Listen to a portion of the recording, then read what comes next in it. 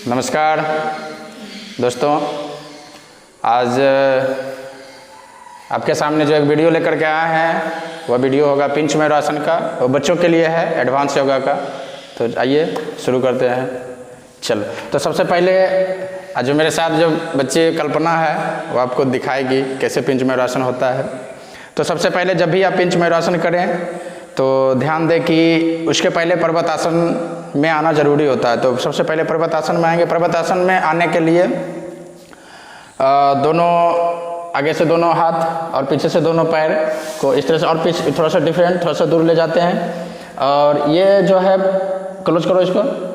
हाँ, पर्वत आसन में होता क्या है कि एड़ी जो है पीछे से वो ज़मीन से ऊपर नहीं रहे। बहुत बार होता है क्या कि पर्वत आसन लोग करते हैं तो एड़ी ऊपर हो जाता है, एड़ी ऊपर नहीं रहे। तो इस तरह से अब यह पर्वत आसन में कुछ देर तक होल्ड करना होता है, क्योंकि अगर पर्वत आसन में आप शरीर को होल्ड करते हैं तो उससे क्या होता है कि फिर शरीर में जो फ्लेक्सिबिलिटी आती है ना, वो लचीलापन आता है। क्योंकि पिंच मैराथन का जो अभ्यास है एडवांस योगा प्रैक्टिस का, तो वो कहीं ना कहीं बैकवर्ड बेंडिंग का है। तो इसलिए इसको आप कर सकते हैं। उसके बाद फिर कैट पोज है ना, कैट पोज में आना होता है, घुटने को नीचे कर देंगे। पहले पर्वत आसन 2-3 स्टेप है, ज़्यादा बड़ा स्टेप है नहीं। आप अगर इसको 2-3 स्टेप को करते हैं तो फिर आप आराम से विदिन 6 या 7 डेज में पिंच मैराथन कर सकते हैं। तो कैट पोज में आते हैं। उसके बाद जो है हाँ, इसको कमर को नीचे से पैर हाथ को जो है सीधा कमर को नीचे डाउन करो। कमर को नीचे डाउन करते हैं, कमर को बिल्कुल डाउन करते हैं, फिर कमर को ऊपर। हाँ, इस तरह से आप 2-3 बार कमर को नीचे डाउन।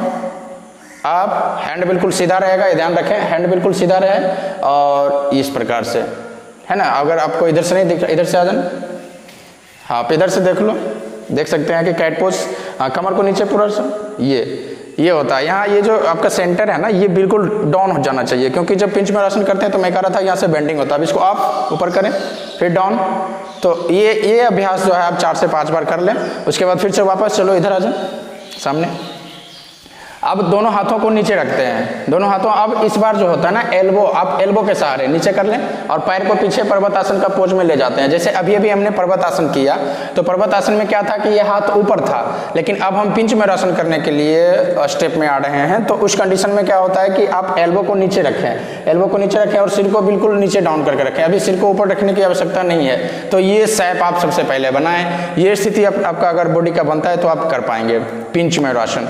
और पिंच मैराथन करने से पहले फिर आप यह पोज अगर बना लेते हैं तो प्रयास करिए कि दीवार का भी सहारा ले सकते हैं। थोड़ा सा दीवार का सहारा लेकर के इसमें क्या होता है, दीवार से पूरे सट जाए है ना, और पैर को और पीछे जाए, क्लोज बिल्कुल सीधा। हाँ, तो इस तरह से पैर बिल्कुल सीधे होंगे। कुछ देर होल्ड करके रखो। इस तरह से आप जो है अगर सीख रहे हैं प्रारंभ में तो ये स्थिति आप कर सकते हैं। उसके बाद जो है यहाँ से थोड़ा सा एक पैर को अलग करेंगे दीवार से इस तरह से, ये फिर दूसरे पैर को। तो यह स्थिति जो है क्योंकि ऐसे डायरेक्ट मुश्किल होता है, चोट लगने की डर होती है, गिरने की, तो आप दीवार के सहारे से ऐसे कर सकते हैं। इससे होता क्या है कि आप इसमें जो है ना 1 से 2 मिनट तक रुकने का प्रयास करें। इससे क्या होता है कि हमारे हैंड पर जो है वो पूरा बॉडी का वेट है ना। तो आप अगर इस तरह से करते हैं अभ्यास को स्टेप बाय स्टेप, तो पिंच मैराथन आसानी से सीख सकते हैं। अब हम आते हैं अगला स्टेप पर। अब दीवार से तो सबसे पहले पर्वत आसन, उसके बाद 2-3 बार आप कैट पोज कर लें। उसके बाद दीवार के सहारे से इस तरह से बस इस शेप में आप अपने आप को होल्ड करें है ना। 2 से 3 मिनट तक आप रोकें अपने आप को, शरीर को इस तरह से अपने हाथों के बल पे। अब नीचे आ जाएंगे। ये अभ्यास कर लेने के बाद उसके बाद जो है फिर अब पिंच मैराथन का जो स्टेप है, हाथ को नीचे करेंगे, एल्बो नीचे और पीछे से पैर पर्वत आसन का पोज बनाएंगे और एक पैर को अप करेंगे। ठीक है, एक पैर को ऊपर करें और इसको नजदीक करो पैर को। हाँ, ये तरह से बस यही करना है। इस 2-3 बार। फिर दूसरे पैर से है ना, 1 बाय 1 आप दोनों पैर से इस तरह से अभ्यास को कर सकते हो। अगर ये अभ्यास आपके हो जाएंगे, बिल्कुल पैर सीधा रखने का प्रयास करें यहाँ पे इस तरह से। ठीक है, तो अब पैर को जो है फिर थोड़ा सा गति ढंग से इसको, मतलब पैर को बार बार ऊपर करने की। और जब एक पैर, ये जैसे कि ये आपका एक पैर है, तो आप अगर हम दाहिना पैर को ऊपर किए तो बायां पैर जो है वो भी थोड़ा सा ऊपर आना चाहिए। तो अब थोड़ा सा गति में इसको पैर को ऊपर फेंकते हैं, पैर को गति में फेंको, ये है ना, ये ध्यान रखें। ओके, फिर से ये किए, देखिए ये पैर भी नीचे आ गया। फिर से इसको, हाँ, आप अगर दूसरे पैर से करेंगे, हाँ, ये इस ढंग से कर सकते हैं। अब जिस पैर से आपका ज़्यादा शेप बनता है, आपको बैलेंस बनता है, आप उससे कर सकते हैं, वो कोई मायने नहीं रखता है कि आपको इसी पैर से करना है पहले। चलो जो जिस पैर से जिसमें कंफर्टेबल हो, तो ये स्थिति। अब अगर चाहें तो किस तरह से होल्ड करवा सकते हैं, है ना, इस तरह से आप अगर पहले इस तरह से रोक के रखें, ऐसे में क्या होता है, बैलेंस बनता है। अब इस कंडीशन में क्या करें कि एक पैर को बिल्कुल ढीला छोड़ें, एक पैर को बिल्कुल लूज छोड़ने की आवश्यकता होती है, दूसरे पैर को फिर से छोड़ देंगे। तो यही अभ्यास करें, फिर से करें। हाँ, ये अगर आप करते हैं तो आप जो है फिर फाइनली, ये तो खैर और कठिन आसन हो गया, है ना, फिर पैर को वापस, फिर से वापस, एक बार वापस। अब ये फाइनल पोस्चर्स ध्यान से देखिएगा। फाइनल पोस्चर्स जो करते हैं, ये स्थिति शेप यही रहेगी, एल्बो नीचे रहेगा, फिर से पैर को ऊपर। अब यहाँ से दोनों पैर को उठाते हैं और सीधा कर देते हैं बिल्कुल स्ट्रेच। ये आपका हो गया पिंच मैरासन का फाइनल स्टेप।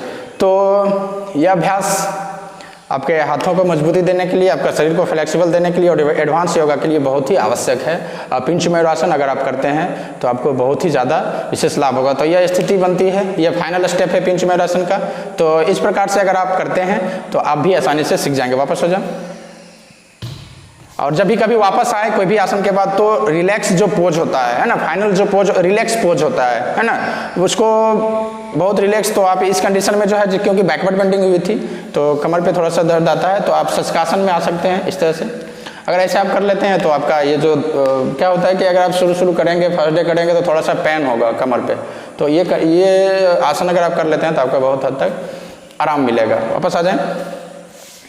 तो आज का जो है वीडियो जो था पिंच मैरासन का, आप हम लोग आशा करते हैं कि आप लोग भी अगर करेंगे इस तरह से स्टेप बाय स्टेप, तो आपको निश्चित रूप से आप भी सीख पाएंगे।